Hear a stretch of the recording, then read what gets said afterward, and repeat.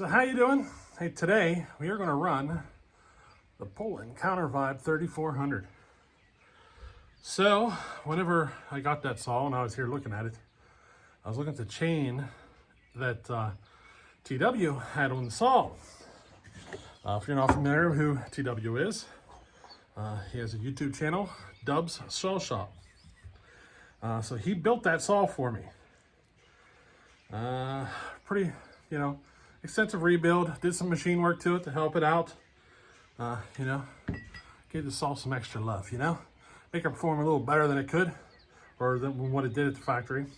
And I think she's running fantastic. I think he kind of outdid himself. These saws aren't known to perform, the best. And I'll tell you, this thing it's running good enough that I would take this thing out and run firewood all day, every day with it. So just to give you an idea, she's very smooth running now. I mean, everything about it is great. But let's get on with this video. But I was talking to TW, and the chain he sent with that saw was a brand new, out-of-the-box Stihl RS chain. So my best guess is there's about 12 cuts on that chain already, somewhere in that ballpark. So what we're going to do today is we're going to make a couple of cuts. Then we're going to sharpen it with my grinder, and then we're going to make some more cuts. And we're going to see what kind of a difference there is between Stihl out-of-the-box RS chain and my grind. Now, the one thing that's different here with my grind is I typically put it at 25 degrees, and this chain was 30 out of the box. So I left it at 30. I normally do change them to 25 though. So that's the only thing that's different than my normal, is that, I normally do put them at 25, but I didn't this time. I left it at 30. That way we could get a more equal comparison, you know what I mean, between just the factory grind that Stihl has versus my grind, you know what I mean? I set the rakers at 25 thousandths, which barely even touch the rakers really, but they are set all to 25 thousandths and all even the whole way across the chain. So yeah, that's what we're doing today. We're gonna see which is faster, I guess you can say. Stihl RS chain out of the box, or my stuff that comes off the grinder. I would like to continue with more of these. I'm thinking there's a couple different types of chains out there. There's the C83. There's all sorts of them. You know what I mean?